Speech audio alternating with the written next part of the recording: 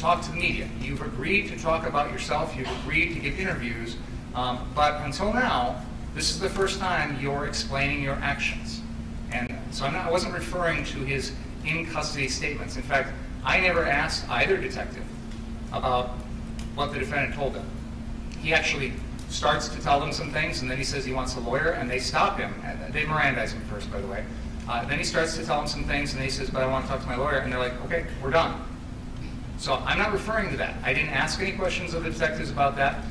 But since this, the defendant has spoken to the media. He has talked about his life, about circumstances related to this case. He just hasn't given his exact version of events that night. So his voluntary discussion to speak to the media has nothing to do with the Fifth Amendment. That is his own decision. And if he's going to pick and choose what he wants to talk about in those voluntary interviews with the media, then I think that's fair game. It doesn't implicate his Miranda rights. It doesn't implicate the Fifth Amendment. He's making his own voluntary choice. Well, wait a minute. You don't think he could give an interview about his awards he won in high school, or his demerits that he got, or his and about his activities and his swimming and that, and declined to answer any questions about the incident in question, and that somehow a waiver of his right of silence? I think he's more. I don't know. About them, I never, I haven't seen I haven't seen probably 1% of all the evidence, which is pretty typical, as you know. So I have no way of knowing it. You have some interviews that he gave to media or to whatever. Yeah, there's an interview that we're looking at on our computer right now from the Washington Post, where he talks to them. I know there's one, I think it's either the New Yorker or the GQ magazine, where he speaks to the reporters also.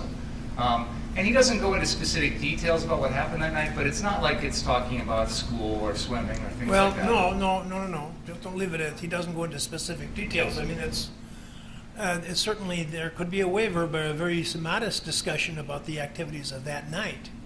And if you're suggesting that occurred, that could make a big difference. But even a small discussion on his part of the night in question might be a full waiver. I don't know, but I won't know until I see it. But why don't you make copies of it and? Can we have a few minutes to well, we won't do it right now. I do agree with you that this is not something that I would want to do sitting here without giving you an opportunity to respond. Although I would be interested in your preliminary response to the excluded evidence that you touched on after having been told not to do it, or having been told that I was confirming my prior rulings. I do want to just point out right now, we've got it on the screen. This is a Washington Post article, and there's reference to an interview that he says, the defendant says, he did not regret having his gun because, quote, I would have died that night if I didn't, end quote. So that's a direct quote from the defendant to the media about that night. What about that? Your Honor, all I can say about that interview is there were prior counsel representing him. I don't care about that. Well, and I believe it was a telephone interview. I don't know anything about the circumstances of that. I'd have to read the article. Well, that might make a difference. And what about the you're asking questions about excluded evidence? Your Honor, we went over this earlier, and I don't want to repeat myself because I know you've heard me, but if I could just summarize. I did hear you talk about that evidence this morning before testimony.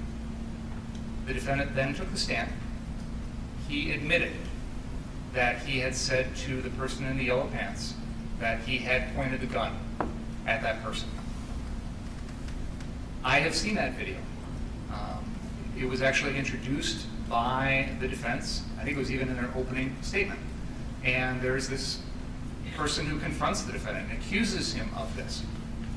Frankly, to be honest, Your Honor, when I watched the video the first time, I didn't hear the defendant's reaction.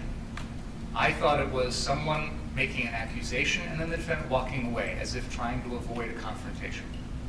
I was surprised to hear the defendant admit in his testimony, on direct, by his attorney, that yes, I did tell that person that I had pointed the gun at them.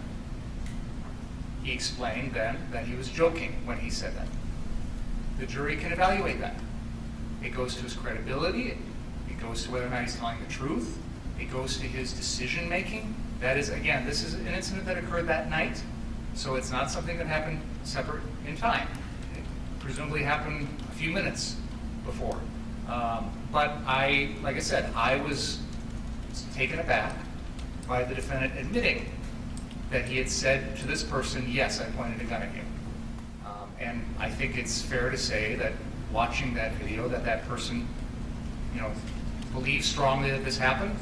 The defendant is telling him it happened. Now the defendant today is giving us a different version and saying, oh, I made it, I was joking, I was just kidding that guy or whatever. I'd like to probe that. I'd like to probe what he said to that person. I'd like to probe what his motivations were, etc. I'd like to probe whether, in fact, he really did do that. And I think that that changes the equation with regard to the CVS video that was the subject of the other act's motion. Because in my mind, it is very, very similar. And I know we've disagreed on that, and I'm not going to belabor the point, Your Honor, but that was where I was coming from, was there's been a change in the testimony of the defendant today that I think makes that evidence, it's admissible and much more relevant than it already was, and I thought it was already relevant. And the court is, I do want to be clear So also, I'm just Your here Honor. on the sidelines, just Well, you... coming in and did that it was. If I could just respond to that briefly, Your Honor, I was about to say, I did not interpret your ruling as an absolute. We've had 3 state motions in limine. There was one in which we asked the court to introduce evidence that the defendant was at Pudgy's bar with Proud Boys, and you were clear, that is not coming in. There was... Don't get into other subjects. Come on, what you're telling me, you're an experienced trial attorney, and you're telling me that when the judge says, I'm excluding this, you just take it upon yourself to put it in because you think that you've found a way around it? Come on. If I may finish, Your Honor, I was about to say that your ruling on our 3 motions and other acts motions was, there were some gradations there. That you were clear that some things were absolutely out, and then you left the door open on other things. So I saw that distinction, and I thought to myself, clearly I know this is out, but you left the door open on other things. So I didn't interpret your ruling as this is absolutely never coming in, and I have practiced before you, Your Honor. I have filed other acts motions before you. Your practice oftentimes is to reserve ruling on those until you see the evidence. And I think you even said something to that effect at our motion. I undoubtedly did. So I thought, this is my good faith explanation to you, and if you want to yell at me, you can. My good faith feeling this morning after watching that testimony was you had left the door open a little bit, now we had something new, and I was going to probe it. I don't believe you.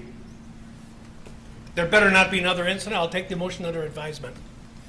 And you can respond. When you say that you were acting in good faith, I don't believe that, okay? Let's proceed. Everybody in good faith. All right. Would you come up, please, Mr. Rittenhouse? I do have, Yeah. Your Honor, Yeah.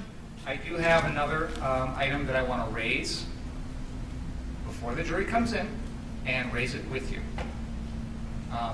There was another acts motion with regard to the defendant being at Pudgy's bar after a court appearance in January in which he poses for selfies wearing a shirt that says free as fuck.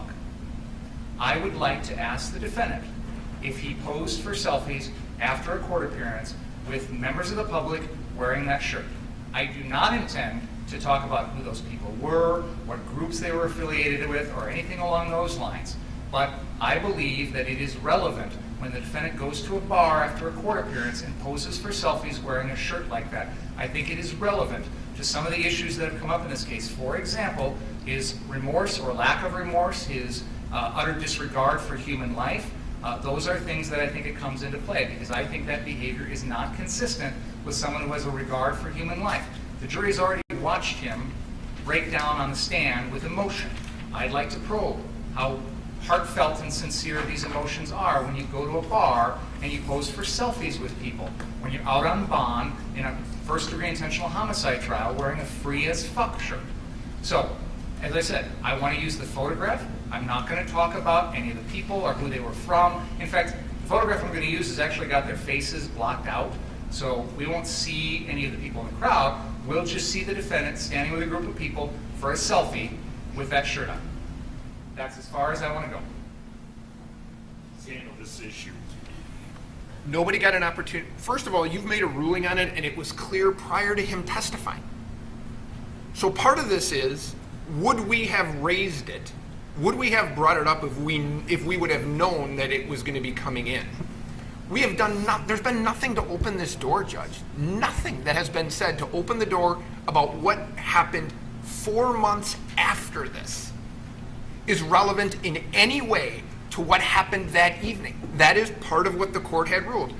You had said 4 months after. I don't see how that goes to any 90404 type of admissible evidence. So my argument is, A, you ruled on it previous to him testifying. You confirmed your ruling, which you had made previously, where Mr. Binger just said you had shut the door on it. So apparently he doesn't believe a door that is shut should stay shut. However, now he's asking that something be admitted that, to be fair, this should have been brought up sooner. This jury, I did the voir dire, I would have voir dired on an issue of whether or not they heard it, saw it, were aware of it, how they felt about it, whether it had an impact on their ability to be fair in the case. We never went there because of your prior ruling. So there's nothing that's opened this door, and I don't think it's relevant, something that happened 4 months later. He talks about indifference to human life. That's that night, not 4 months later. There's nothing that's relevant about that. You've already made your ruling. I ask that you stick with it. I'm struggling with why it would be relevant to any of the issues in this case. If he were on trial for using exquisitely bad judgment, if he were on trial for behaving in a very offensive way, then I could see the purpose. But an incident that occurred 4 months after the incidents in question, I see how that jury can work with that in reaching any conclusions about the issues in this case. First of all, Your Honor, we have introduced evidence that the defendant had a slogan on his TikTok page, "Bro, I'm just trying to be famous." This case has made him famous, and he's posing for selfies as a result. One of our theories of this case is that his behavior that night was intended to gain attention, to be famous, and he's reaped the benefits of that. Second of all, he is on trial, in my opinion, for exquisitely poor decision-making. Taking a gun that he's not legally entitled to have, coming down in violation of curfew, running around the community with that gun, trying to be a police officer when he's not, confronting protesters that he knows are hostile, and all of those behaviors, I think, are exquisitely bad judgment. So the jury can make that decision. The jury can give what weight they want to this evidence, but it's moments after he has a court appearance here. He's out on bond in this case when he decides to do this behavior, and nobody made him do it. Nobody forced him to go to the bar. Nobody forced him to wear the shirt. Nobody forced him to pose for selfies. It's his own decision making. When I made reference to exquisitely poor judgment, I was talking about at the incident when he was wearing the shirt. Because everybody in all of humanity, at one time or another, displays bad judgment, sometimes exquisitely bad judgment. And we don't let it into people's trials on unrelated matters. So I wasn't referring to his having had good or bad judgment on the day in question. That's a legitimate inquiry, and you're being allowed to present a lot of evidence on that subject. And the jury is going to be instructed in some of the element of some of the crimes that are charged here is going to deal with the caliber of his judgment. But you're talking about an incident that occurred 4 months later. So I'm not seeing it, and I don't want to waste any more time with it. I don't think that I've ruled before it's not admissible, and I have heard nothing to change my mind about that. It was sought to be admitted earlier for a different purpose, Your Honor. I'm sorry. It was sought to be admitted earlier for a different purpose than it is today. The court has ruled that it can't be admitted for the prior purpose, but I am seeking to introduce it for a different purpose today. And that request is denied. Thank you. Okay? Are we ready to go?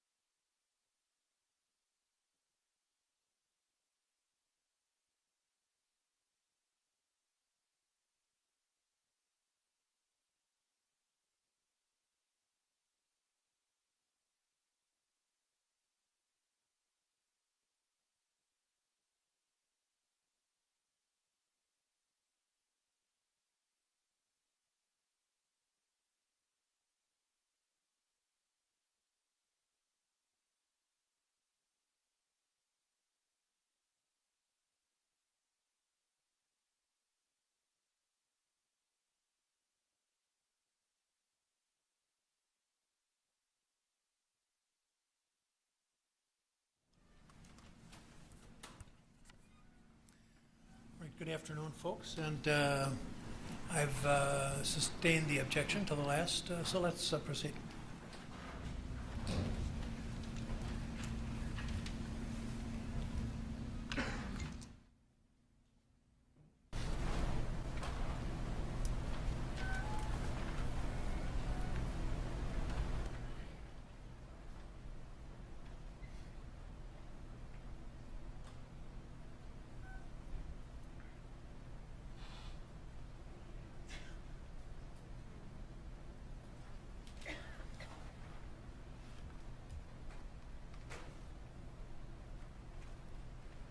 Good afternoon, Mr. Rittenhouse.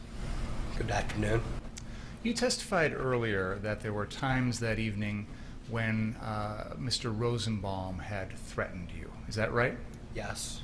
And you described him as wearing a red shirt with a blue bandana. Is that correct?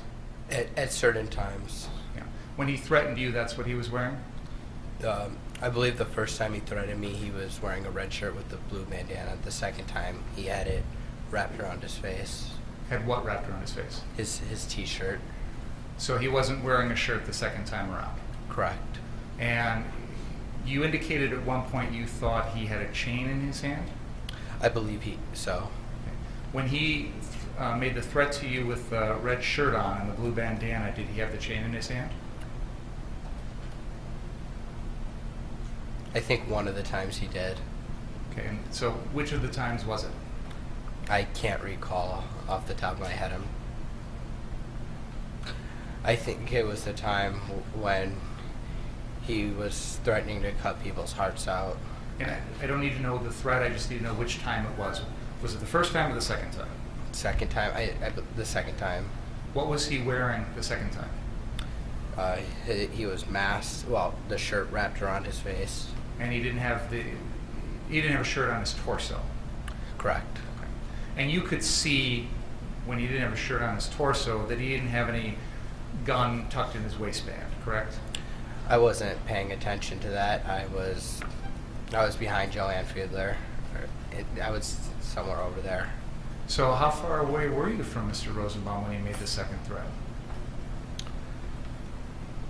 By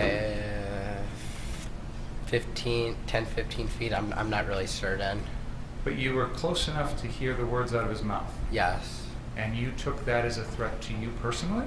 I took the first one where he said, if I catch you alone, I'm going to kill you. I took that as a threat to me personally. The second time, I took that as a threat to the group. Can we have that photo, Exhibit 138, up on the screen, please?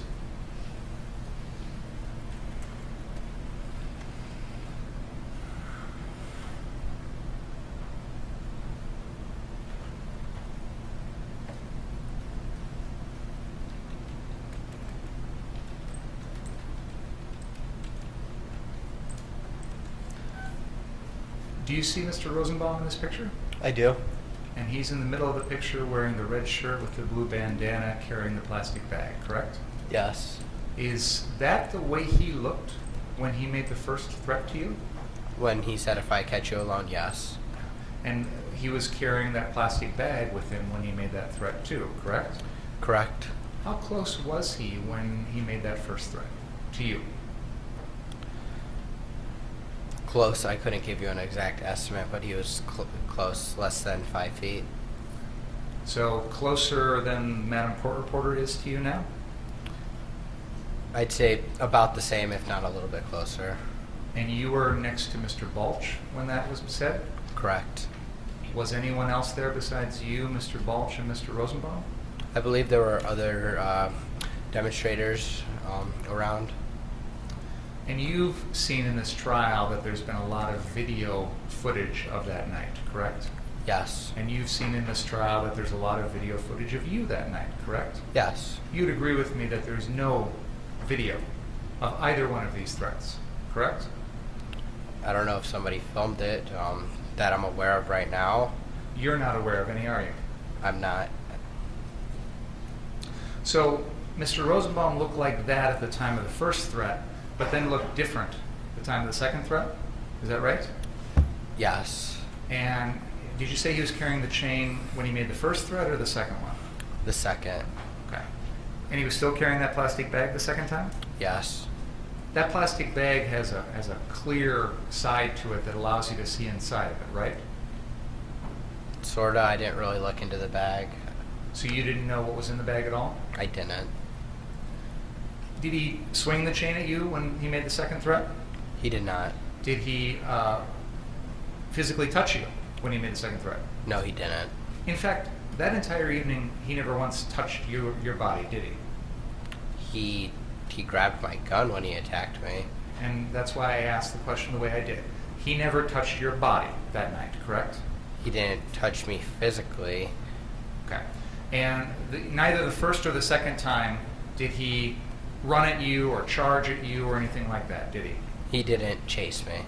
He didn't even do anything physically aggressive to you, did he? No. He just said some words. Yes. And that chain that he had in his hand, he never did anything to physically threaten you with that chain, correct? Yes. Is that correct? That's correct. And other than the chain that you've described, at no point in the evening did you ever see Joseph Rosenbaum with any other type of weapon, correct? Not that I saw. Never saw him with a gun, Correct. never saw him with a knife, Correct. never saw him with a bat, Correct. never saw him with a club. Correct.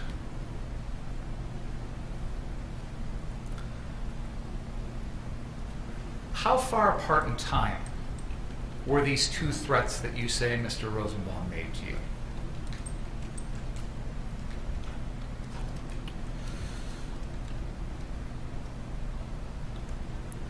I want to say, I can't give you a definite time. I wasn't looking at my clock, but I'd say within the same hour. And both of those threats occurred while you were on the 59th Street property? The second threat happened at the corner, and the first threat happened towards Ruther Central High School. Okay, could you use that laser pointer and point out on that map where the first threat occurred? The first threat happened right here in front of the building. So you're pointing at a location that is by the 59th Street car source on the south side of that property, along the building and Sheridan Road on the west side of the road. Would that be accurate? Yes. Okay. And you said there was a second threat within an hour after that, correct? Yes. Where was that threat at? It was somewhere over here, I remember, like on the other side of the property, towards Ruther Central. More towards the northeast corner of that same property. Correct. But you were still on the car source property when that second threat was allegedly made, correct? Yes.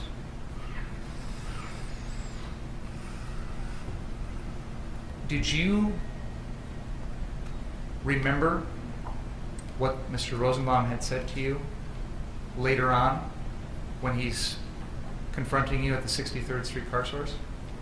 I took a mental picture of his face. When he said those threats, I recognized that was him that said that when he started chasing me.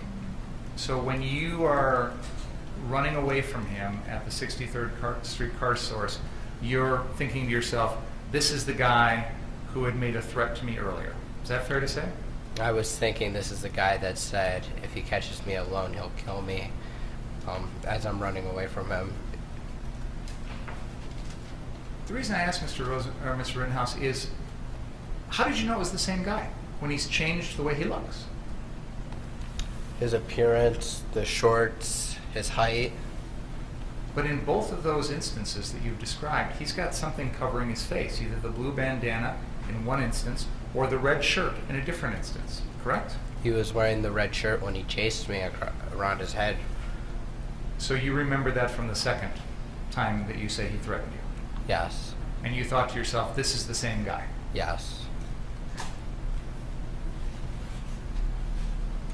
So when you eventually were getting to the point where you're going down to the 63rd Street car source, right before the shooting, you recognized him as you're following him down the street, didn't you? I didn't follow Mr. Rosenbaum down the street. He was in front of you. You know that now, right? I know that now. But you didn't see him ahead of you as you're walking down there that night? No, it was dark out. But you, at some point as you get close to the 63rd Street car source, start running towards that lot, right? Towards the fire that in the Duramax. And Mr. Rosenbaum is running ahead of you, isn't he? I don't believe so. But you decided you needed to run because of the fire in the Duramax? Yes. Why? What was so urgent? It was a fire. There's fires all over the place, so? I was getting to the fire to put it out. We'll get back to that in a second. You indicated that while you were at the 59th Street car source, you said you put out a fire at the church next door. Is that right? Yes. Did you hear Joanne Fiedler's testimony yesterday that when you guys went over there, somebody had put some sort of flammable liquid on the door? Did you hear that testimony? I did. I believe that was referring to the Ruther Central High School. Okay, so when she described it as happening at the church, you think that was, she was getting it confused? Yes. Is that yes? Okay. So, whatever happened with this flammable liquid on the door, the point is some other group, some other people put that out before you even got there, correct? Correct. Why did you feel that you should go around off the 59th Street car source property and put out fires? To make sure my community didn't get burnt down and help. And when you say your community, you mean Kenosha? Yes. Again, you're from Antioch. You're not living in Kenosha at this time when this all happens, right? My dad lives in Kenosha. Lots of people live in Kenosha, but you didn't, right? My residence was in Antioch. Okay. But you felt like you wanted to do things to protect this community. Fair? The community that I was part of, yes. and you felt like it was appropriate for you to take matters into your own hands to put out fires, for example.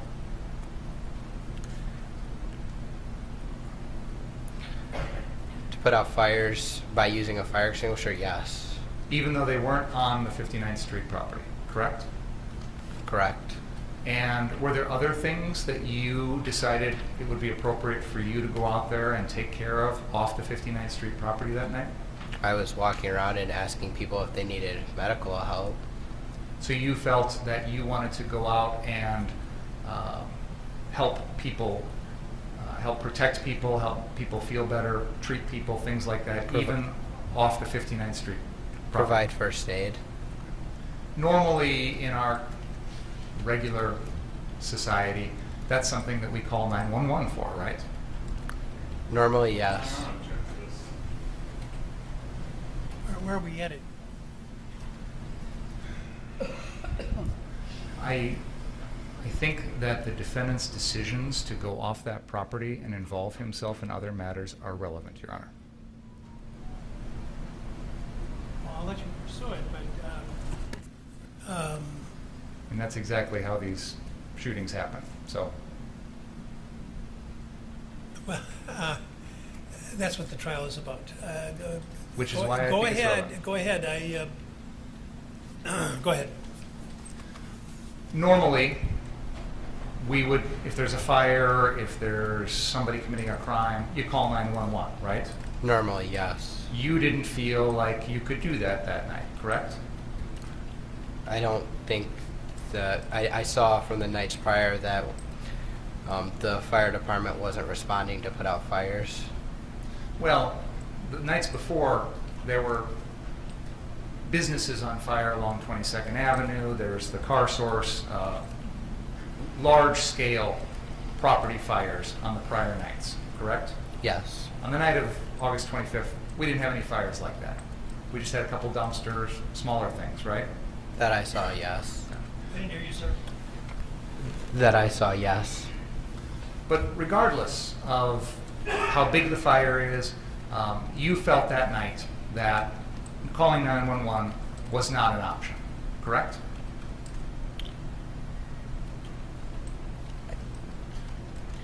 I didn't feel that if I called 911, anyone would show up.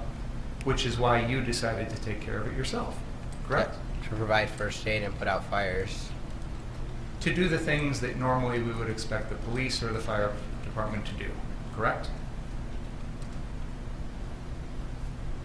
To help people, yes.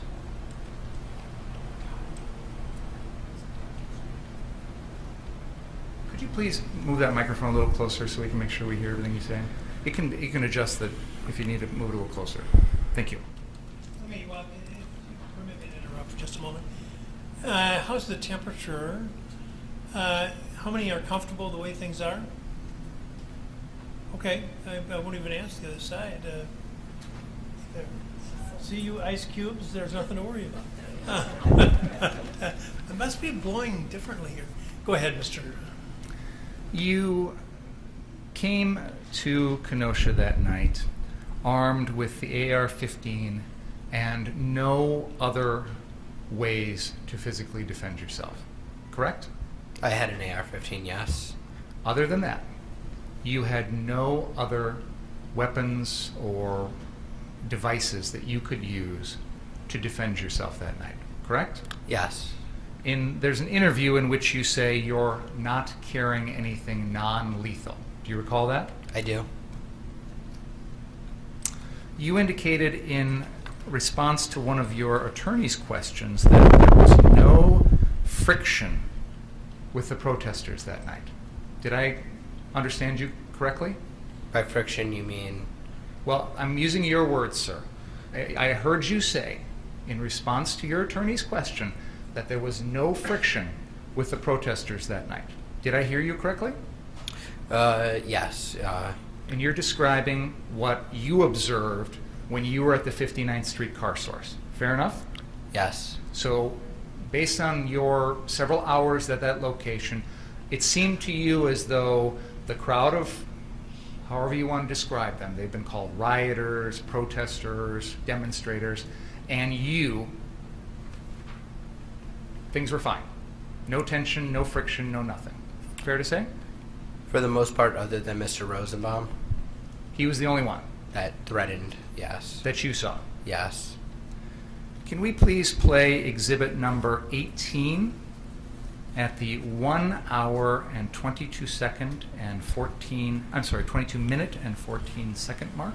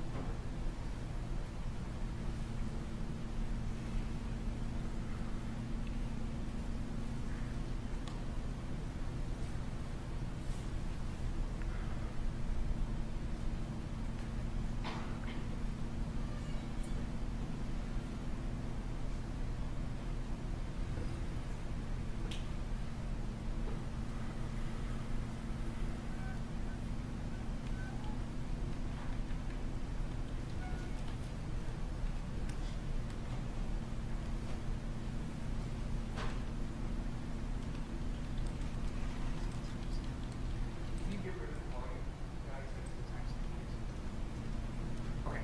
Can you please play from this point? And militia are up there. Yeah, we got a fire. Where?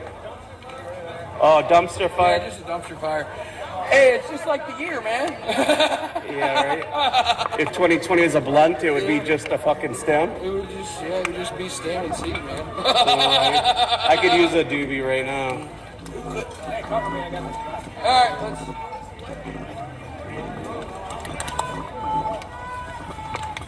Morning. How's it going? You guys want to fuck around and find out? Hey. You want Reel in. That's what's up. Reel in. Don't cause problems when there's none here.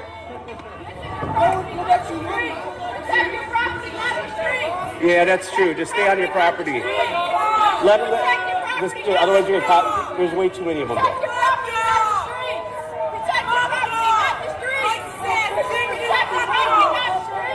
I have to agree with her. Protect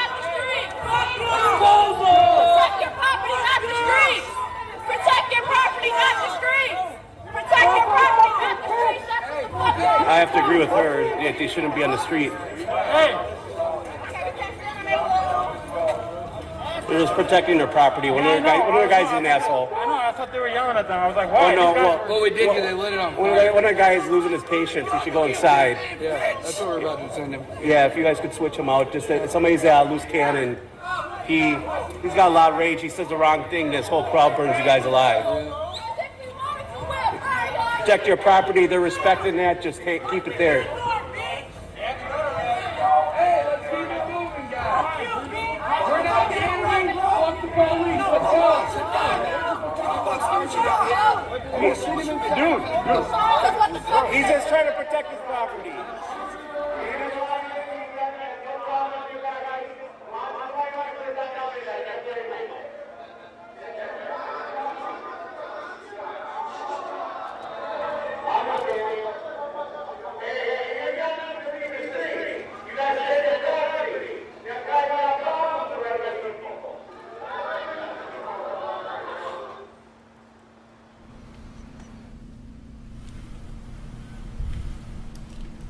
Do you think that looks like friction?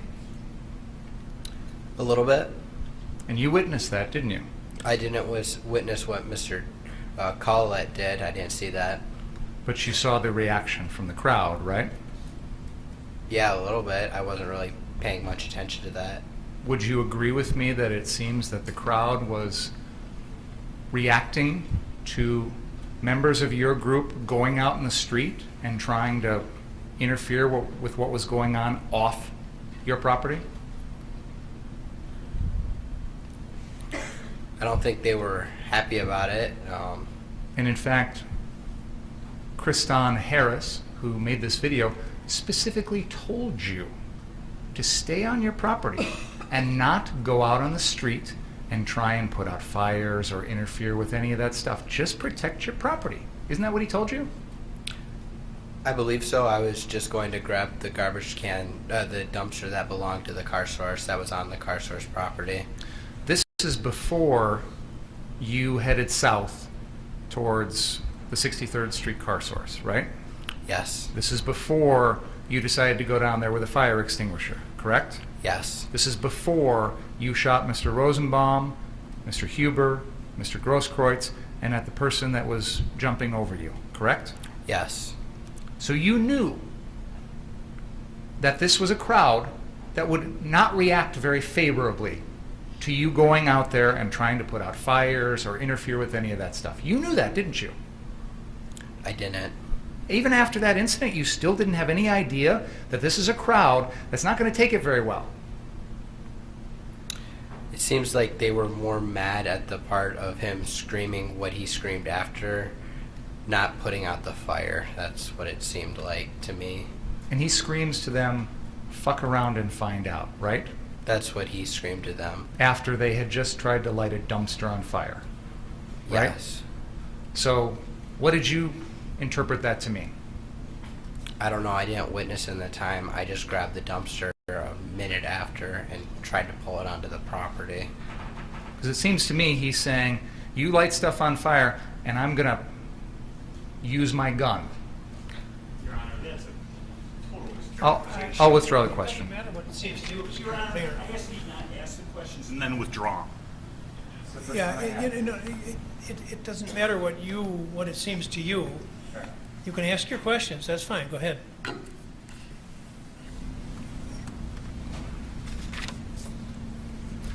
It was shortly after that incident that we just watched where you were interviewed by Richie McGinnis, correct? Yes. And you said you've never heard of him, never dealt with him before this night? I have not. Okay. So why did you talk to him? He seemed like a nice guy. Did he introduce himself as from the media? He didn't specifically said, "Hey, I'm from the media." He was like, "Hey, do you want to do an interview?" And when you heard him ask you to do an interview, you didn't think that meant he's from the media? No, it's not what I said. I said he didn't specifically say he was from the media. Okay, but you assumed when he says, "I'm going to interview you," that he's from the media, right? Yes. And did he tell you he's from the Daily Caller? He did not. So you didn't know what media company he worked for? Correct.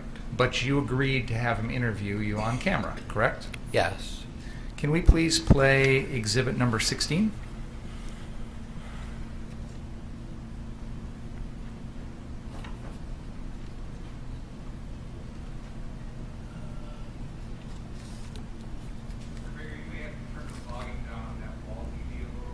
That one up there?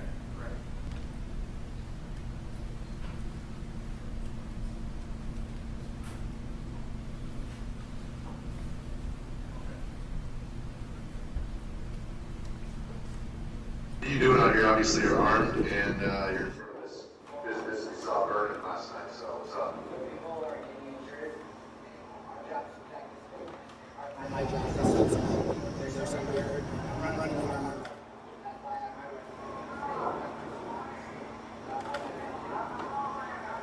And what about these other folks? I see there's some other people who are armed as well. Gotcha. And then what about these guys up on the roof? Gotcha. Understood. In that video, you indicate that you have your AR-15 to protect yourself, correct? Yes. And you indicate that you're going to run out there and treat anyone who needs medical help, correct? Yes. Were you going to bring the gun along when you did that? Yes. To defend yourself while you're treating someone? If I needed to defend myself while treating somebody, yes. If you didn't think there was friction with the crowd and you were out there trying to help, why did you expect there'd be any danger? From the previous nights when I saw people being assaulted. Were they medics being assaulted? I don't know who they were. I know one of them was just trying to put out a fire at his business. So you saw someone put out who was trying to put out a fire who got assaulted. Yes. But if you're going to help people, why would you expect anyone would try and hurt you? I don't know. Somebody did try to hurt me, and I was helping people. Well, you're talking about later on. Yes. Okay, but at this moment in time, this is before the shootings. Yes. This is before you cross 60th, before you deal with Rosenbaum, Huber, Grosskreutz, all that, right? Yes. So at this moment in time, you don't think there's a hostile crowd, you're there to help people, and yet you're going to run out there with the AR-15. I don't understand why you felt that you were going to be in danger if you're out in what you think is a friendly crowd, helping them. I didn't say I didn't think they were hostile. I didn't think they were hostile towards us. Okay, so they're not hostile to you and you're going to go help them. Why do you need the gun when you go out there? I need the gun because if I had to protect myself because somebody attacked me. Why would you think anybody would do that? I don't know. But you clearly planned on it. You were prepared for it. You thought it was going to happen. No, I didn't. That's the whole reason you brought the gun, isn't it? I brought the gun to protect myself. Exactly. Because you thought, you personally, were going to be in danger. Right? Not necessarily. I don't understand. You said you're going to bring the gun to protect yourself. So you thought you were going to be in danger, right? I didn't think I would be put into a situation where I would have to defend myself. You said that the people around you on that property and the people up on the roof were there to protect you. That's what you said in the video, right? Yes. You meant when you go out in the crowd, they're going to protect you, right? Watch over me, yes. Watch over and protect you, right? Yes.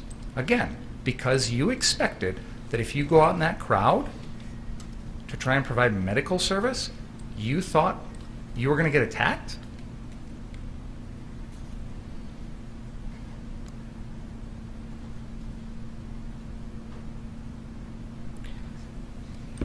They were to watch me.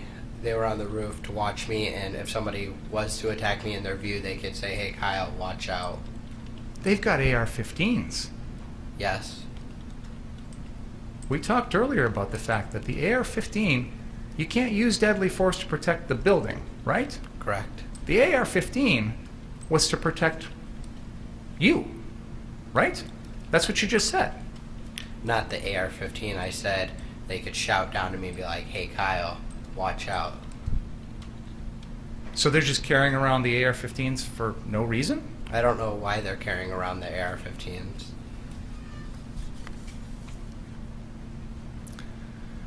Can we play exhibit?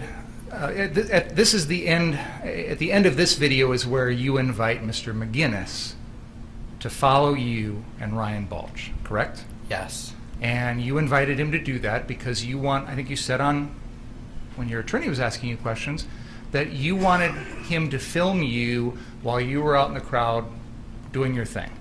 Fair? I said it was okay for him to film me. Let's play exhibit 17, please.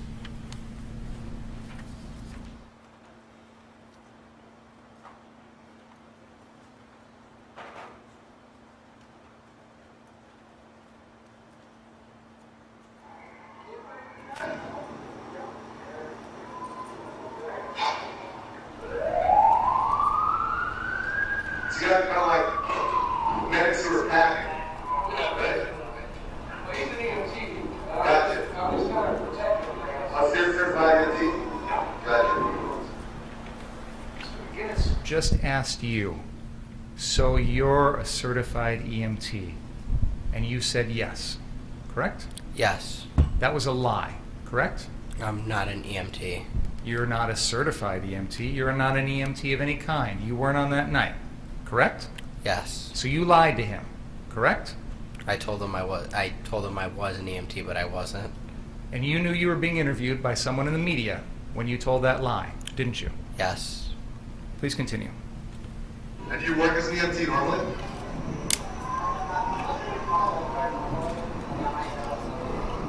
Gotcha. Former Army infantry unit. Well, thank you for your service. Got you. I appreciate your service. Stay away from that vehicle. Get out of the roadway. Thank you.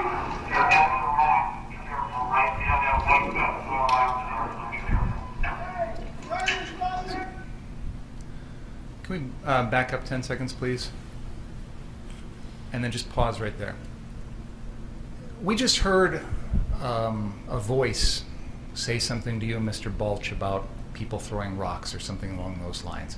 I don't really need to know exactly what they said, but did you hear that voice? The police officer from the Bearcat, yes. That's what I was going to ask. That's one of the law enforcement officers in that armored vehicle that you're walking past, correct? Yes. And this, what we're watching in this video happens a few minutes after those same Bearcats had come to the 59th Street property and handed you some bottles of water, correct? Yes. And they say to you something to the effect of, "We appreciate you guys." Do you remember that? I do. That's when you were on the 59th Street property and you were acting like you were guarding that property, correct? Yes. So how did it make you feel when the police are letting you pass the lines, they're warning you about people throwing rocks, they're handing out bottles of water, they're telling you that they appreciate you? How'd that make you feel? I didn't really care. I was thankful for the water because I had OC stuff, gas in my eyes, but I didn't really notice or care. It didn't make you feel like they approved of what you were doing?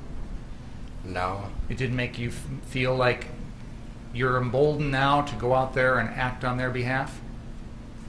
No. Let's play the video here, please.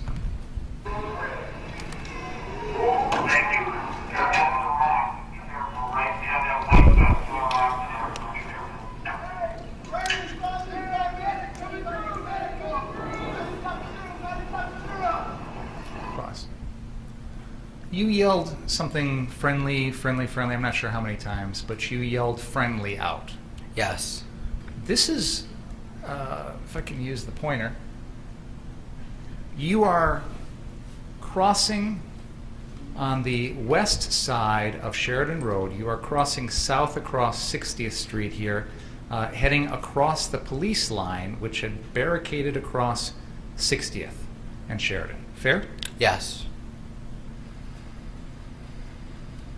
You understood at this moment that you are now entering a crowd of whatever you want to call them, protesters, demonstrators, your attorneys called them rioters or looters or whatever. That's who you're going to now be part of. You're going to be in that crowd, right? I was walking through, I announced myself as friendly and that I was there to help them. Because you had to do that to warn these people that, hey, I'm on your side, right? I told them that I was friendly. Because if you didn't say that, you were worried they would see you as hostile, correct? Can you re-ask your question? Sure. I'm trying to Absolutely. understand. If you're going to go up to Dominic Black or Ryan Balch, you don't need to tell them you're friendly because they know that you're friends, right? We don't tell this to our friends. Yeah. We say friendly to people that aren't our friends, people that might be hostile to us, right? Yeah, I said it to them because they were throwing rocks at me, and when I told them I was friendly, they stopped throwing rocks at us. And to be accurate, they were The throwing at the police. Bearcats, not at you. Yeah. One of them hit one of the armored vehicles and bounced off towards you and Mr. Balch, right? Yeah. It didn't do any damage to that armored vehicle, did it? Not that I'm aware of. I mean, can you imagine trying to harm an armored vehicle with a rock? That's pretty hard to do, right? Yeah. But no one was throwing rocks at you, but you were kind of in the ricochet line of fire. It's fair to say? Yeah. So you wanted to let these people know that, hey, I might look like I'm on the other side, but I'm really friendly. Fair? I wasn't on any side, but I didn't say that. I said that you might appear to them. I mean, that was what you were worried about, right? When you said friendly? And I notice you looking over at your attorney a lot. Can you, I'm trying to ask you, when you are doing this, he's looking directly at Mr. Binger, and I'm behind him. He accused Mr. Rittenhouse of looking at his attorney. Does he want him to look at the ceiling? I'll continue, Your Honor. You, at this very moment, announced yourself as friendly because you were worried that the people on the other side of that street would see you as hostile. Fair? I can't tell you how I think they would see me, but I just told them I was friendly. And I want to make sure you understand my question, because I was asking you what you thought when you said this. You said you announced yourself as friendly because you thought to yourself at that very moment, I'm walking into a group that is hostile to me. Isn't that true? It looked hostile. They were throwing rocks at the squad car, not the squad cars, the armored police cars. And you felt it was necessary to tell them friendly, friendly, friendly, so that they wouldn't do anything to you. Fair? Yes. Let's continue the video.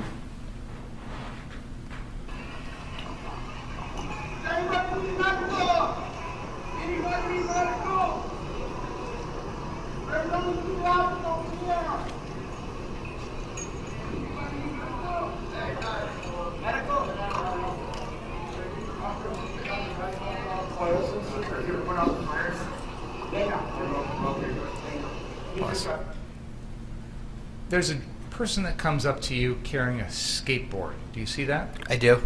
And he's got some fire extinguishers slung over his shoulder? Yes. And he says something to you about something putting out fires, and you respond, they know, they know. Did I understand what you said correctly there? They know?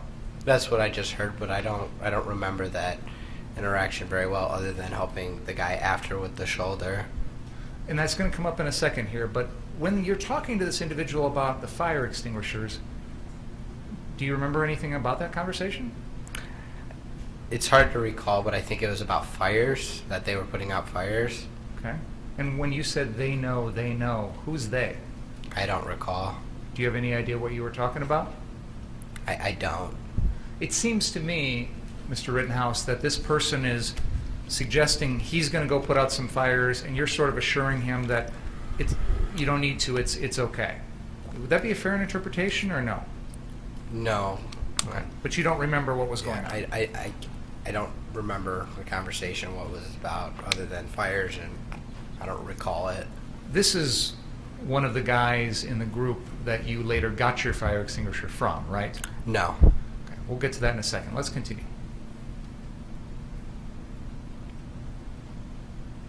Brian, can you continue? You good?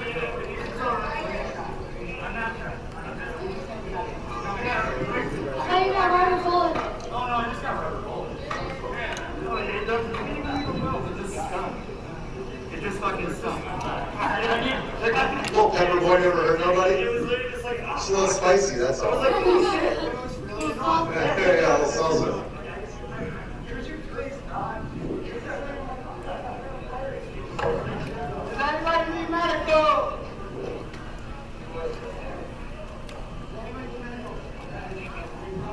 I think someone's got some medical weed, I'll tell you that. Does anybody need medical? You're walking around asking people what's going on if they need medical. And you talked earlier about treating a couple, I don't know, somebody at the 59th Street car source, right? Minor injuries. Minor injuries. When you were walking around outside that property, when you're out in the street announcing what you're announcing, did anybody respond and say, yeah, I need help from you? Yes. When was that? I don't recall an exact time, but somebody cut their finger open, and I gave them some gauze and some bandage tape. Was that before or after this? Do you remember? Before. Where physically did that happen?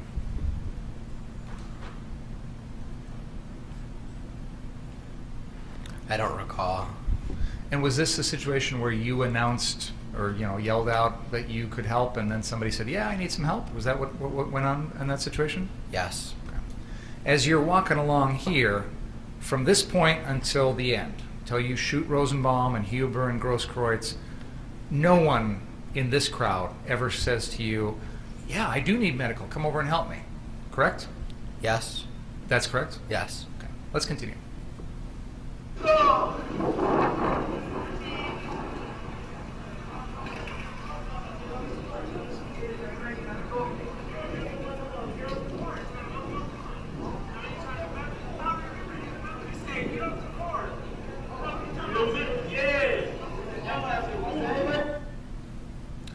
This is the individual who accuses you of pointing your gun at them, right? Yes. And he says that you did so when he was on a vehicle, right? Yes. And in fact, he had been at the 59th Street Car Source location, climbing on, sitting on, jumping on one of the vehicles in that lot, hadn't he? Not that I'm aware of. I know And- I heard Joanne Fiedler testify to that, but I don't remember seeing him at that location. But he accuses you of that here, He does. and you tell him basically, yeah, I did point the gun at you, right? I shrugged it off and said, yeah, I did, sarcastically, meaning I didn't, but I just didn't want a confrontation, so I was like, I did, and walked away. Why did you lie to him? I didn't lie to him. I was using sarcasm. The words you said, yeah, I did, those weren't true, were they? Your Honor, this is ridiculous. We're now fighting over sarcasm? This is a murder trial. This is sarcasm. He says it's a lie. He's trying to examine on it. Go ahead. When you told that individual, yeah, I did point a gun at you, that wasn't true, was it? I didn't point a gun at him. So why did you react to him that way in that particular moment? I thought that would be the best way to avoid conflict. I just said, yeah, I did, sarcastically, like, I don't know what you're talking about. What conflict were you trying to avoid? Any conflict, if he would have got, like, he was accusing me of something I didn't do, so I thought the best thing the best thing to do would be to walk away instead of getting into some argument. So, But you didn't just walk away. You said to him sarcastically, yeah, I did.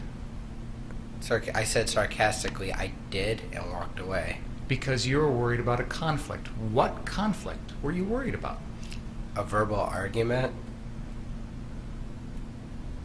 This individual is clearly expressing to you that he's unhappy because he thought you pointed your gun at him, correct? Yes. And you can understand why someone would be upset when you point an AR-15 at them, correct? Yes. You knew that even before this, right? Yes. In fact, back at the 59th Street Car Source, that crowd that you've described as not having any friction, many in that crowd got upset because they thought people in your group were pointing their laser pointers at them. Do you remember that? I saw it in the videos, but I don't know what other people were doing. I'm not saying anybody actually was. I'm saying the crowd was upset, and you knew that. You heard them complaining, correct? Watching the videos, yes. And even at that time, that night, you heard the crowd upset because they thought members of your group were pointing their laser pointers at them. Do you remember that from that night? Sorta, yes or no. I remember Ryan Balch saying something like telling the people to stop pointing their lasers at people or something. I don't really remember that. Ryan Balch was telling the people in your group to stop doing that, The people on the roof who were part of your group, right? that were there, yes. So, you know, when we're talking about laser pointers, we're talking about the sight at the end of some guns that helps, almost like this, right? If somebody does this at me, you know, that could be someone pointing a gun, correct? It could be seen as that. And that's what the crowd was complaining about, right? Yeah. So you knew from that crowd incident, and you certainly knew from this incident, that when people have guns pointed at them, it can really escalate the situation, correct? Yeah, I don't think anybody had lasers on their guns. I think Yeah, but let's go back to your group at 59th Street, because you actually didn't know any of those people other than Dominic and Nick Smith, right? Yes. You had just met Ryan Balch for the first time 3 or 4 hours before this video, right? Yeah. You had just met Jason Lakowski for the first time, just actually only a few minutes before this, right? Because he didn't get in until 10:45. Correct. So at this point in the video, I don't know, this is probably about 11:30 or so at night, I met him about 35 minutes prior to that. and probably had only spent, what, 10, 15 minutes at all in the same location as Jason Lakowski before you walk south? Yes. So, again, Jason Lakowski was someone you'd never met before that night, Correct. and you barely spent any time with him that night, correct? Correct. And of course, the people up on the roof, other than Dominic Black and Nick Smith, you didn't know any of them before that night either, correct? I knew Dominic Black and Nick Smith, but the people on I misspoke their yeah, names. sorry. Dominic Black and Nick Smith. I knew those are the two people I knew on the roof. Other than that, you didn't know anyone else before this night. Fair? Correct. Now, when this little interaction that we've just watched happens, you're still walking with Ryan Balch, aren't you?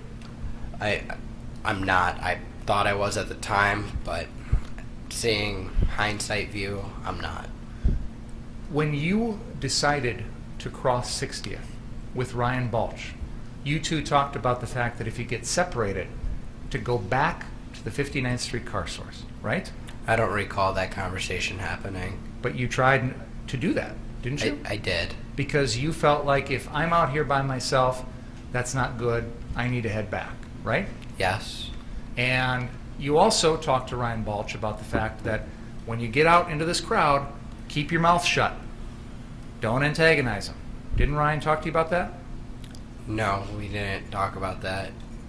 So at this very moment, you're telling us you've lost track of Ryan Balch. A little bit ahead, but around that time, yes. Let's continue the video.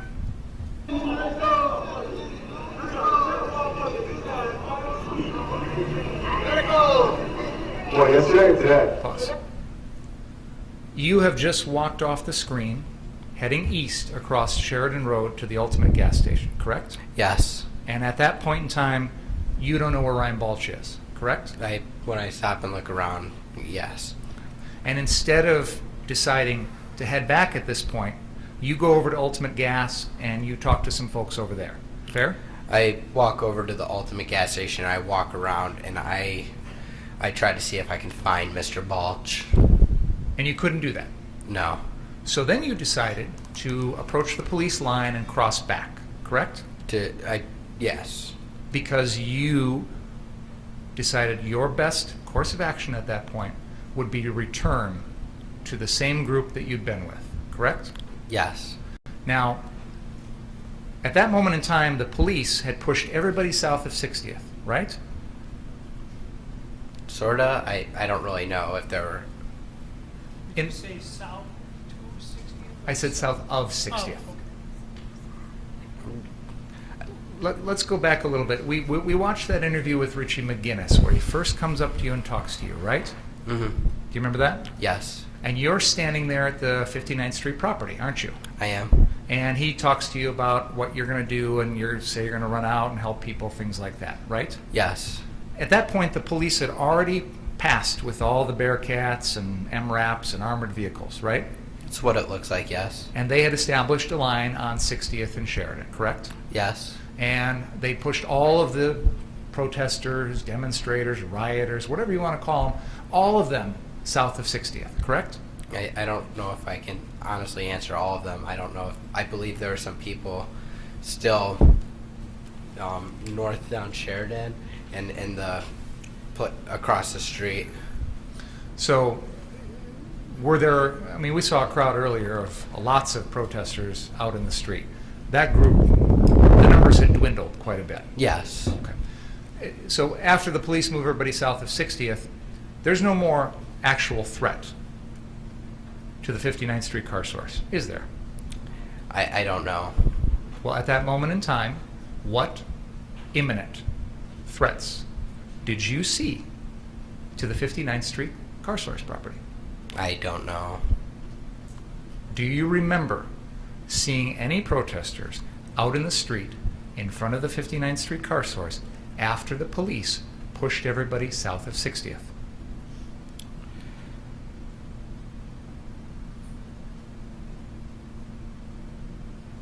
I believe there were some across the street, but not many. I can't recall completely. And that was just 2 or 3 people, right? I don't know how many people. None of those people came across the street to the 59th Street car source, did they? I don't know. If they did, I would have walked off by now. So you didn't see them come across the street? I did not. Fair to say that after the police pushed everybody south of 60th, you never saw any people threatening that property, correct? I didn't see anybody. And your goal that night, you took it upon yourself to protect the 59th Street property, correct? The owners asked. Sure. But you were going to station yourself at that property to try and protect it from damage, fair? The car source locations, yes. And once the police had pushed everybody south of that, there was no more danger. At that car source location, yes. Okay. So why not go home at that point?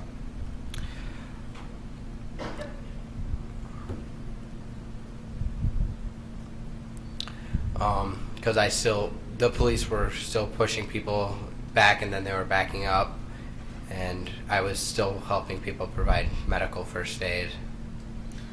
Okay, so the police had established the line at 60th with their Bearcats at that point, right? Yes. And there was no indication that they were going to reverse and back up and move back north again that you saw, correct? No, they did it earlier in the night where they did the same thing. Right, but this is at 11:30, 11:40 at night, and they've established that, the police have established that line, and as far as you can tell, it's going to stay there, right? I don't know. And you talked about trying to provide medical help, but there's no one around that needs medical help at the 59th Street car source at that point, is there? Not that I noticed. So you don't have any purpose there anymore, do you? Other than So why not go home? because I was going to help people provide first aid and medical assistance. But that wasn't the reason you were there that night. You were there that night to protect the 59th Street car source. It was one of the reasons I was there.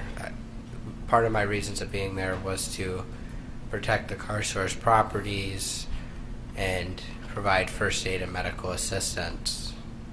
So you went out in the crowd, like we see in this video, looking for anyone who needed your help. If somebody asked if somebody said they need help, I would have helped them. So why go with Ryan Bulge? Because you're safer and better in pairs when there's somebody else that's also with you. So when you crossed 60th, you were worried about your safety?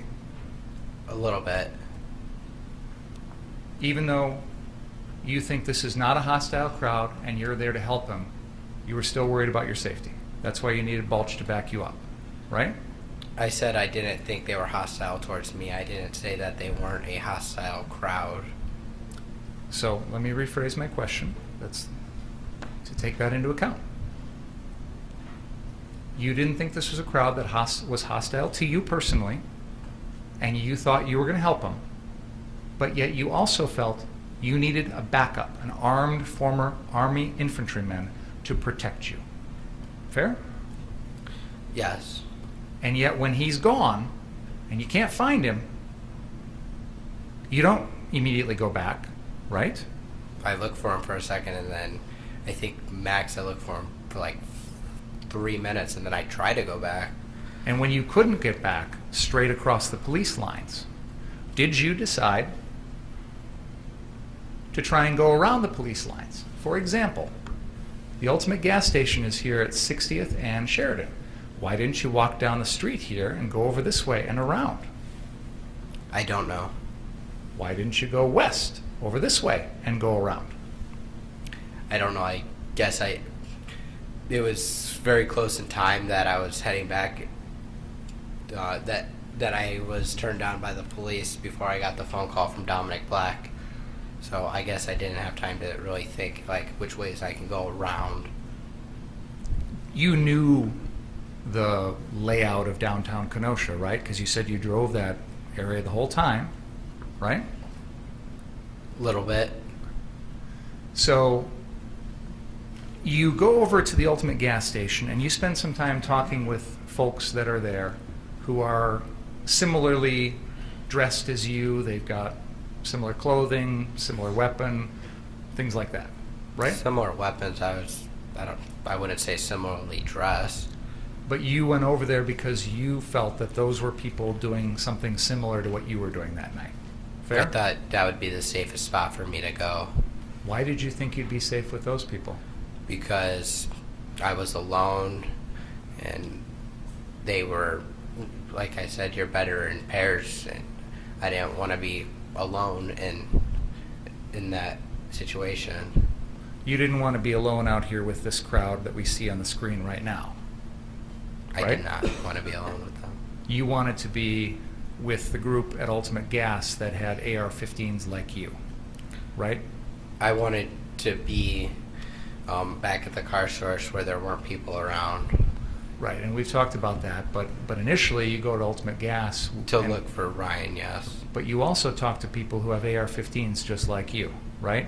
I wouldn't say I talked to them. I asked, after the phone call, I asked the guy for a fire extinguisher and to come with me.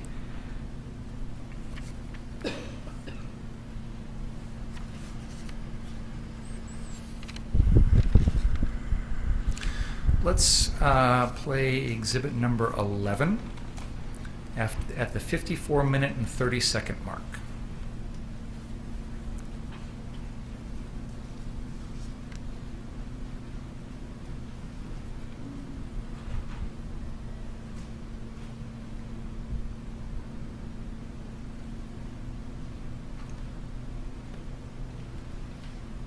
This is the Corey Elijah live stream when he's in the Ultimate Gas lot.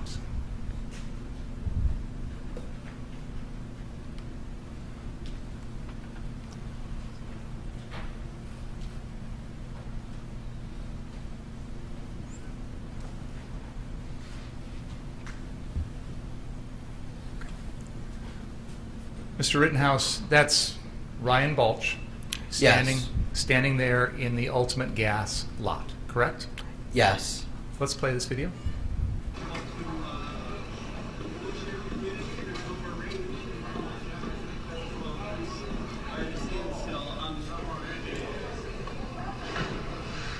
That's the fireworks thing look down there.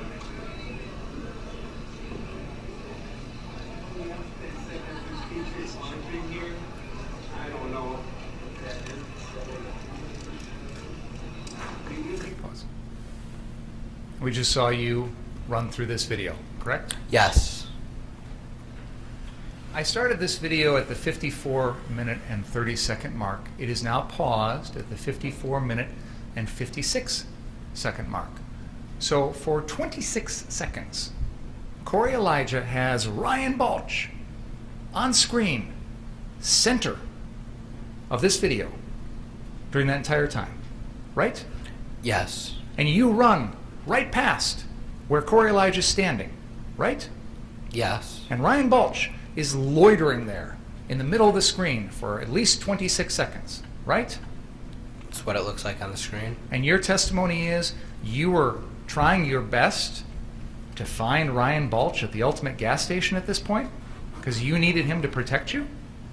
I was looking for Ryan Balch, but I didn't notice him as I was running away, running towards car source 3.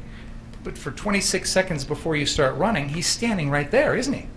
Yes, and when he's standing right there, before I run with the fire extinguisher, I'm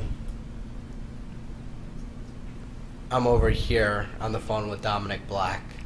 How long was your phone call with Dominic Black? About 30 seconds.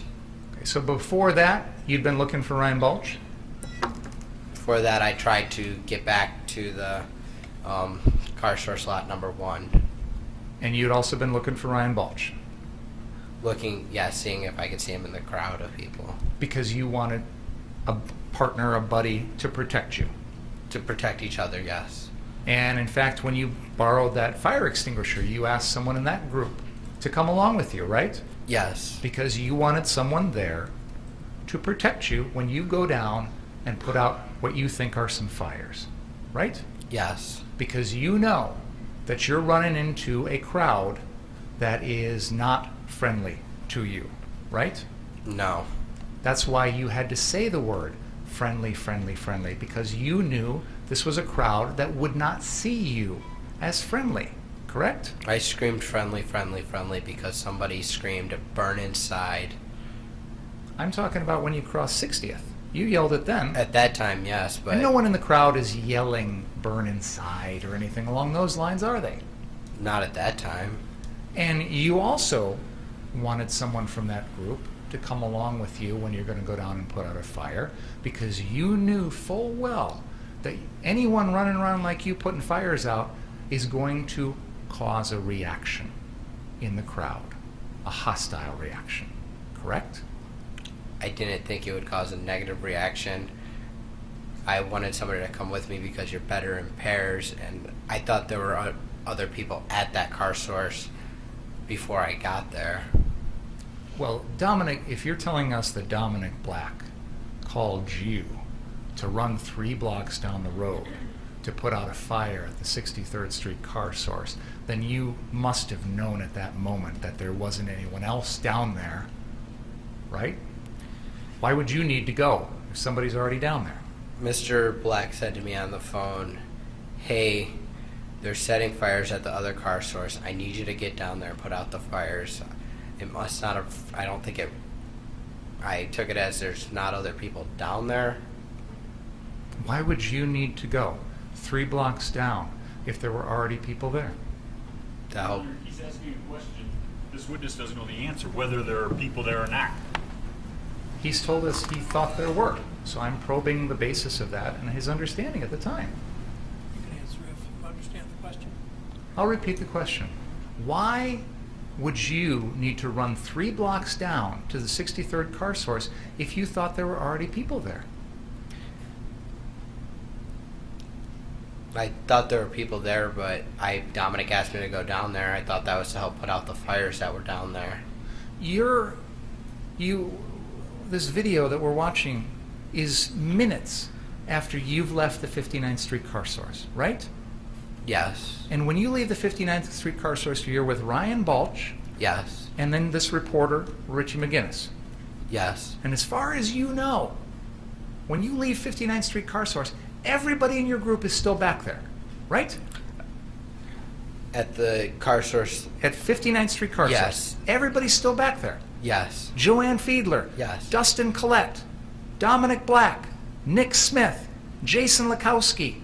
Anyone else. They're all still there, right? At that location, yes. So none of your group is already down at 63rd Street car source, right?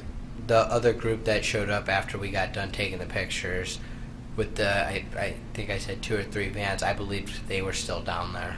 And that was 2 or 3 vans of people that came out with what have been described as melee weapons, right? Like bats and clubs and things like that. Do you recall that? First of all, do you recall that testimony? I do. Do you remember seeing those 2 or 3 vans come to that location? I do. Do you remember seeing people get out of those vans? Yes, like I saw, I think there were 6 people, they, in total. And you saw them with weapons? I saw them with rifles. I don't think I remember melee weapons. They were armed, correct? Yes. And you believed that they were going to be the ones protecting the 63rd Street car source, correct? Yes. So at this point in time in the evening, had anybody told you that those folks had left the 63rd Street car source? No. So when you're running with this fire extinguisher, you think there's already a group that's designated still down there, right? Yes. So again, why do you feel that you needed to run 3 blocks down there with a fire extinguisher if you thought there were already people down there protecting that property? Because Dominic called me and asked me to go help put out the fires down there. And in that phone call, Dominic never told you that any of the members of the 59th Street group that you were part of, he never said any of them were down there at 63rd, right? Yes. And he never told you that the group that was supposed to be down there, he never told you anything about them, whether they were there or not there, He never mentioned that. Fair? It didn't come up. And you asked the people that you got the fire extinguisher from to come with you, right? Yes. You were looking for Ryan Balch for backup, right? I was looking around for him, yes. You had already tried to go back to the 59th Street location, right? Yes. And all of those failed. Yes. So then you decide to take it upon yourself to head down to 63rd Street to put out fires. Fair? I wouldn't say that. I would say I went to go put out the fires that I was there to do. When I say protect the property, I mean by like put out fires. So I went to go put out the fires. I just believed there were people there. And you brought your AR-15 along? Yes. Why? Because it was with me already. Yeah, but you'd taken it off earlier when you were treating someone. You gave it to Joanne Fiedler, right? Yes. So you know how to take it off, don't you? Yes. And you can make a choice on your own whether or not to go armed with it or whether to give it to the person who is the lawful owner of it on that date, Dominic Black. Correct? I didn't take my rifle off there because there was nobody I could hand it to. And when I took it off to hand it to Joanne Fiedler, I was in a safe spot in the corner of the building where there were people protecting me at that time right there. When I went to go to the car source number 3 to put out the fires, there was nobody I could hand my rifle to that could protect me while I'm providing first aid to somebody. But you still knew you had it. My rifle, yes. You still knew you had it strapped around your body. Yes. And you made a conscious decision to bring it along, right? Yes. Why? He gave an answer about how he already had it, and we go through on that. So, Did you hear the question? I did, but I don't really understand what... well, was it simply that, well, I've already got it strapped on, so I might as well bring it along? Is that what you're telling us? You decided to bring along the AR-15 because, well, I've already got it? Is that your answer? I don't think I was thinking like, hey, I'm going to take my rifle off. I wouldn't have because there was people around that could have stolen my gun, and I didn't.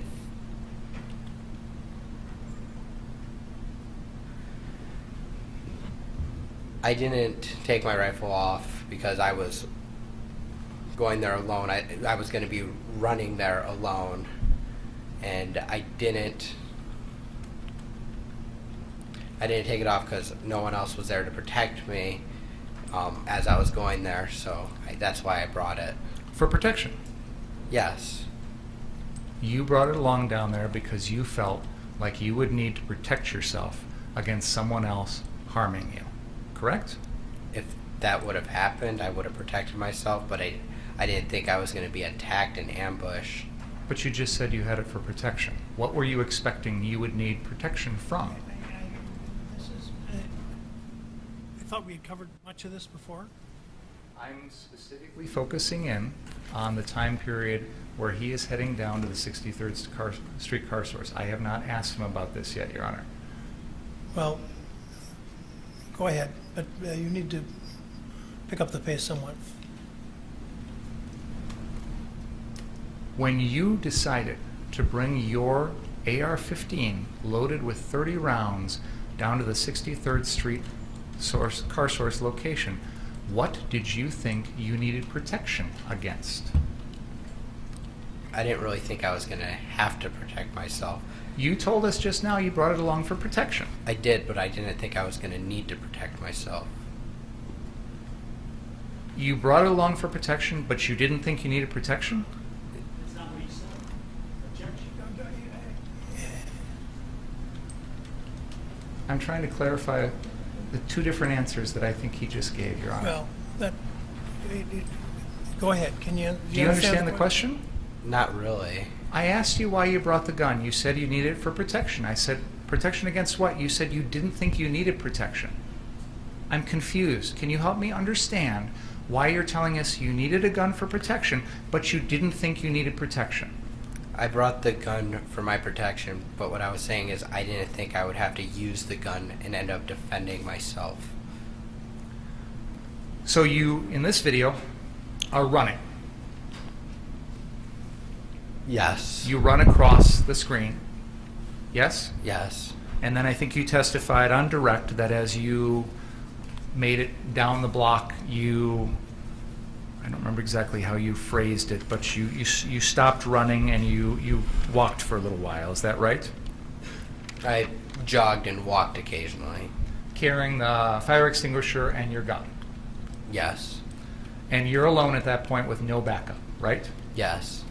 And you testified that when you got down to the 63rd Street car source, you indicated that you came upon that vehicle we've been calling the Duramax. You know what vehicle I'm talking about? I do. And you indicated that when you got there, you walked around that vehicle and you saw a person that you now know to be Joshua Zeminski. Is that right? I walked up to the Duramax. Yes. You didn't know Joshua Zeminski's name at that point, correct? No. You hadn't taken any notice of him at all up until that moment, all night long. Fair? Fair. This is the first time that you see that this is a person that comes to your attention. Fair? Yes. And you said he had a gun in his hand. Yes. And you put the fire extinguisher down on the ground. I dropped the fire extinguisher. And then you hear or see Mr. Rosenbaum coming from behind you. When I get to the Duramax, I step forward, and then Mr. Zeminski turns towards me, and he steps towards me. I drop the fire extinguisher, step back, and that's when I see, I go to run back towards 59th Street. And Mr. Rosenbaum is coming. And then that's when I notice Mr. Rosenbaum running at me, leaving me with no other, right?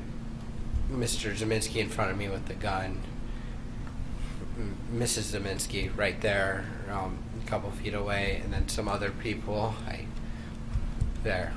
And then the chase happens. Is that fair to say? Yes.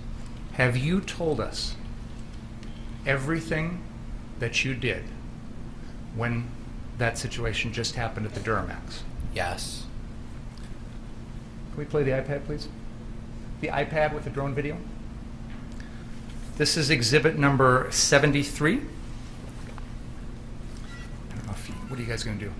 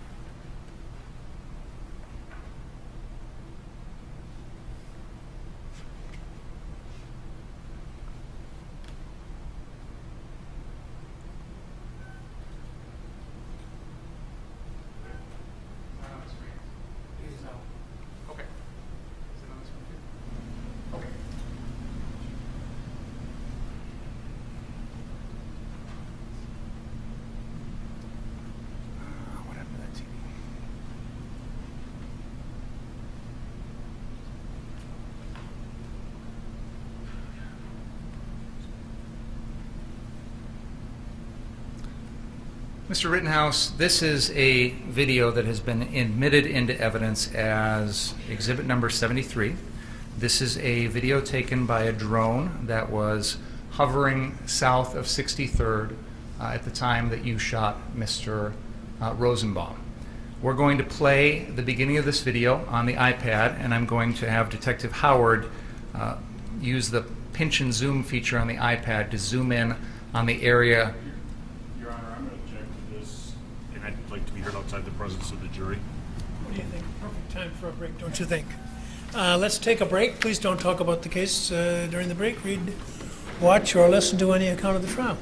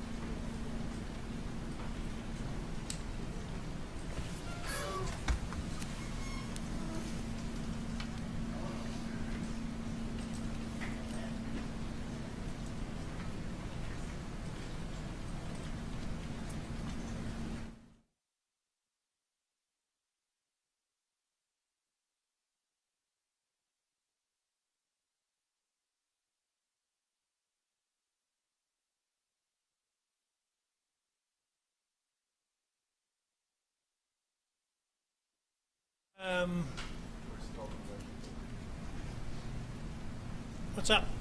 Your Honor, What, excuse me, what? I think they went upstairs, though. Go ahead. Your Honor, I don't know what the state's going to do next, but I suspect that it's something along the lines of they're going to use the iPad, and Mr. Binger was talking about pinching the screen. iPads, which are made by Apple, have artificial intelligence in them that allow things to be viewed through 3 dimensions and logarithms. Logarithms, I don't understand it all either. And it uses artificial intelligence or their logarithms to create what they believe is happening.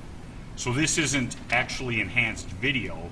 This is Apple's iPad programming creating what it thinks is there, not what necessarily is there. And I don't know what's going to happen, but we had this video enhanced. We have testimony regarding it, and this is one of the topics that came up. I asked my expert. I said, do you know of anything that does something like that? Because that was when Detective Antaramian testified about pinching his telephone. And that's what I was told. And that's what I think this is going. And I don't think that it's appropriate. It's wrong. Mr. Binger? Your Honor, I think everybody in this room has a smartphone, whether it's an Apple iPhone or some other device. And I think we've all taken a photograph or a video at one point or another and used the pinch to zoom in feature. This is a common part of everyone's everyday life.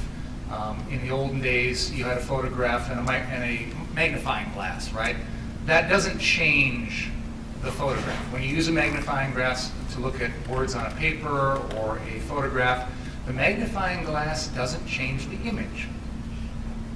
It doesn't change the pixels on the paper. It doesn't change the words in the book.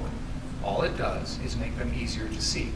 The pinch and zoom feature on the iPad or the iPhone or an Android phone, whatever device everyone in this room has, does that exact same thing.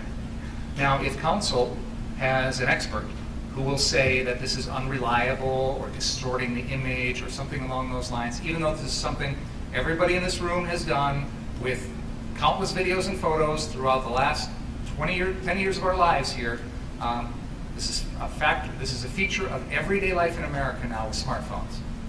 If they want to have an expert come in and say it's unreliable and you can't believe what's on that screen, they can do that. We're still in their case. And then the jury can make a decision as to whether or not pinching and zooming on an iPad or an iPhone is tampering with the video or altering the image or unreliable or shouldn't be given any weight. So if they want to make a jury question out of this, they are free to do so. We're still in their case in chief. But I don't, frankly, understand or agree with anything counsel just said. I've used my phone. I think probably you have too. I think this is something within everyone's common knowledge to pinch and zoom on a screen. And that's what's going on here. It does not change the image in any way. It just makes it like a magnifying glass. Well, I don't know. When I put the magnifying glass up, then it's enlarging the image. It is not altering the image. What he's saying, and I think, and I know less than anyone in the room here, I'm sure, about all this stuff, but I'm hearing him to say that they're actually artificially inserting pixels into there, which is altering the object which is being portrayed. And so, you know what, I myself, when confronted with these changes in technology, what I usually do is to admit the evidence, but make sure that the finder of fact is aware of the fact that it is not the original image and the method by which it's been enhanced. You're suggesting that I should make the defense bring in an expert for it. My thought would be that actually you're the one who's offering the exhibit, so you should be in a position to offer evidence as to the fact that it is not distorting the object which is depicted. I would submit, Your Honor, that I think it's common sense to everyone in this room that that's not what's going on here. And what counsel is saying about Apple software and logarithms and things like that is not something that people in this room are familiar with. I thought I heard the expert say on the stand, and believe me, again, this is not something I'm familiar with, but I thought I heard the expert say that you brought down from the crime lab that in fact that there were alterations made by adding pixels. That's an alteration of the image. So I don't have any problem with it being received, but you're going to have someone testify that it's a reliable,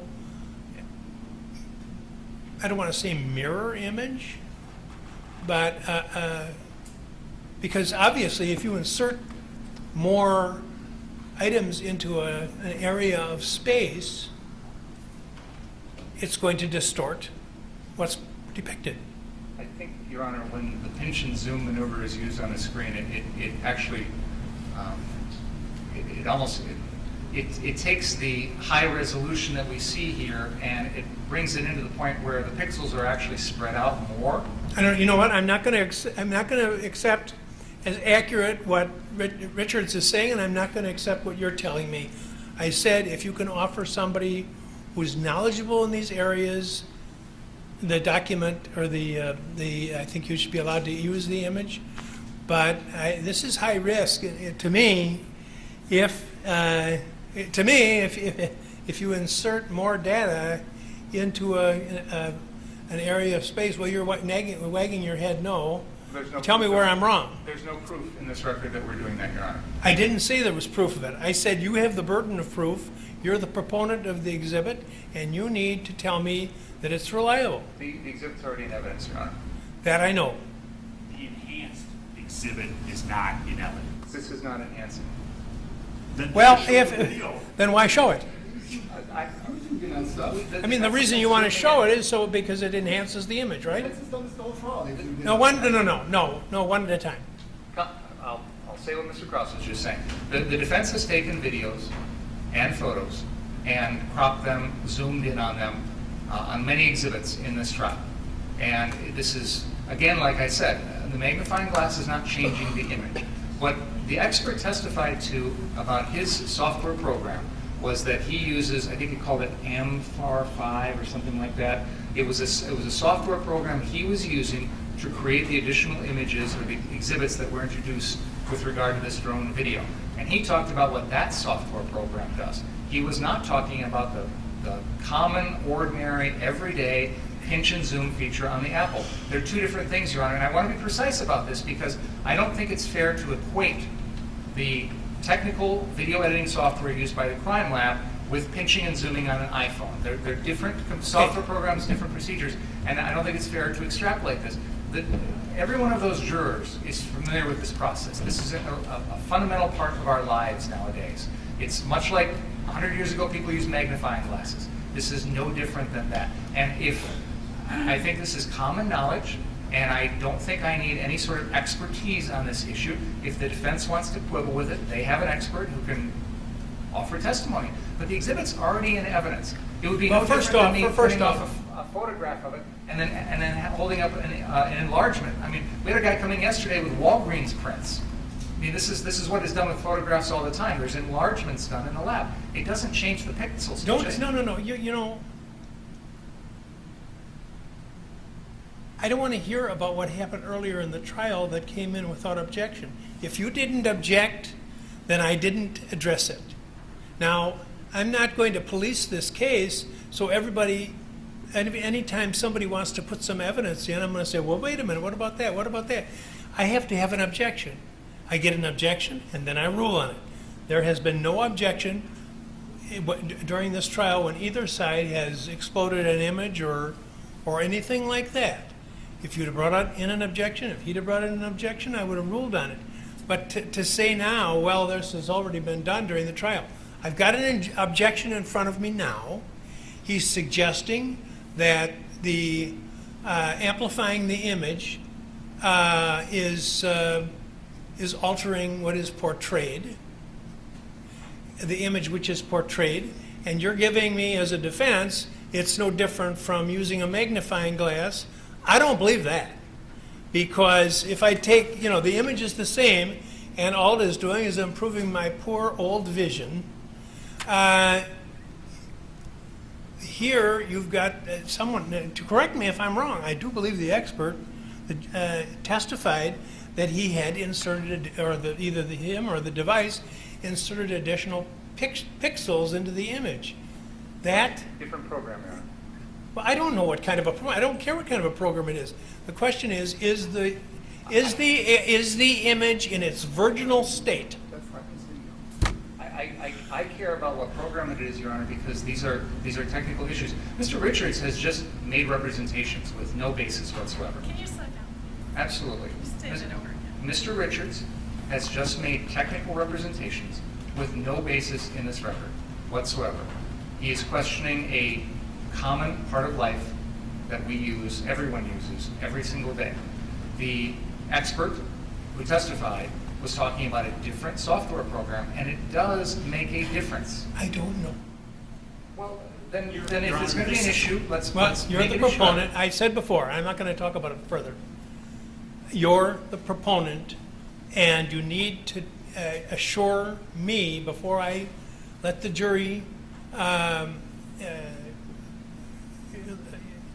speculate on it, that it is a reliable method that does not distort what is depicted.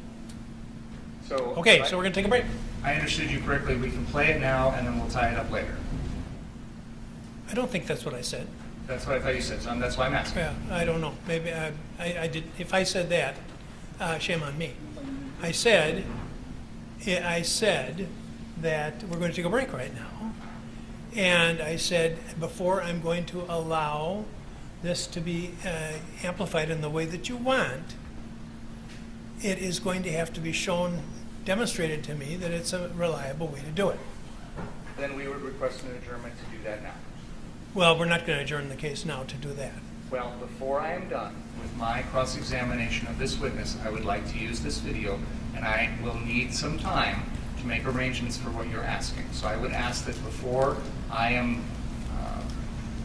I would like time to do that before I'm done cross-examining this witness, because this is an important exhibit that I intend to use with Well, this it witness. depends. Why don't you get on it right away, and maybe you can get somebody to testify on this within minutes. I don't know. So we'll take a break. What Let's. operating system are they using on the iPad? We can answer that question. Do you know? Not off the top of my head. Thank you. Well, iPad market. okay. Let's aim for 3:20 on that clock, which is. Yeah, let's aim for 3:20.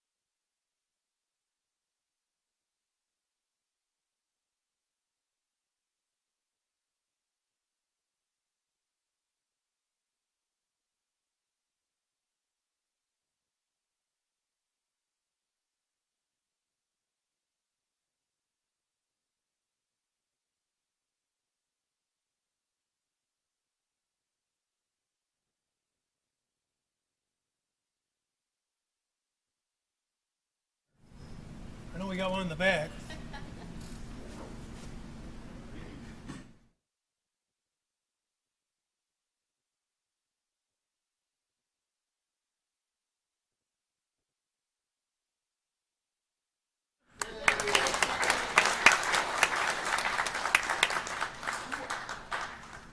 All right, let's get the jury.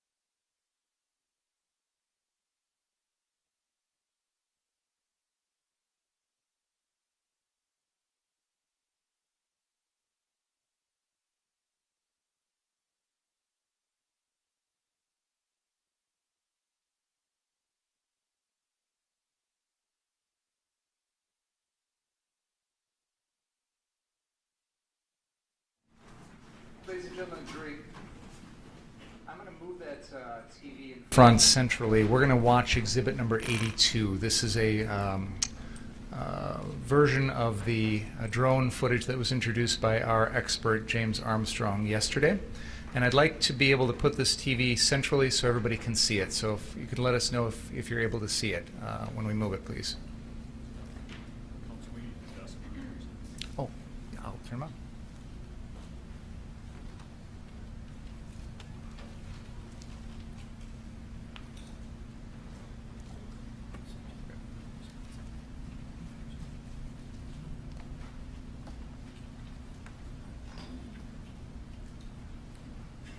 Are all the jurors able to see that okay? Both sides? Okay. Judge, may I use Sister Marciana's for you, please? Thank you very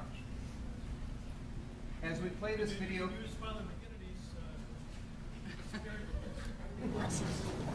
As we play this video, ladies and gentlemen of the jury, I would...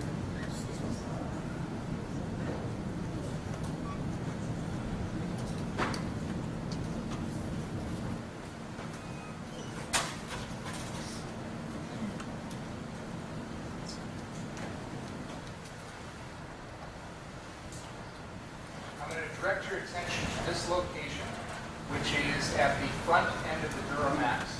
There's an individual here on the sidewalk who is pushed in a wheelchair, and there's a little bit of a gap there between that individual and the Duramax. And I'd like you to keep your eyes on that location. Before we begin the video, Mr. Rittenhouse, are you able to see this video okay? Yes. All right. Please go ahead and play that.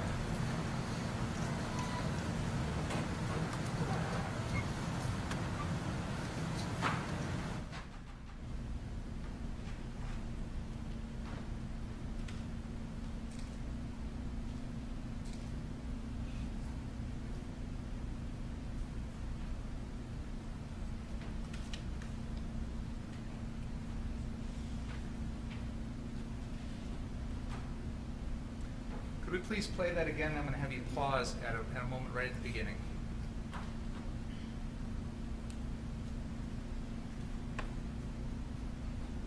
Pause.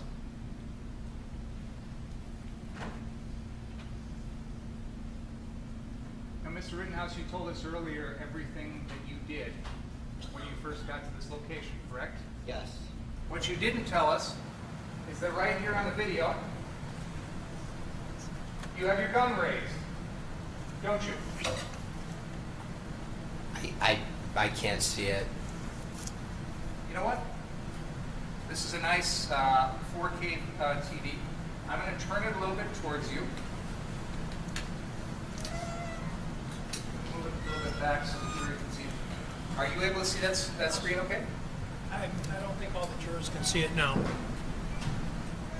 I want to be able to play it for the defendant to be able to see it up closer. I understand. I'm just thinking if perhaps he could take the chair that the officer is in right now. And do you want to go over there as well?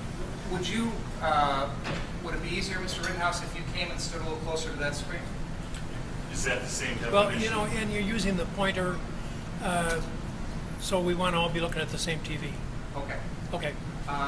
Would it be appropriate for Mr. Rittenhouse to come Sure. stand closer to the TV? Would that As be long as okay? he doesn't block the jurors, he and Mr. Richards can go over here. All right, And, let's, I'll move this back. stand right down there if you would, please. Let's go back to the beginning of the video, please, and I'm going to tell you when to pause.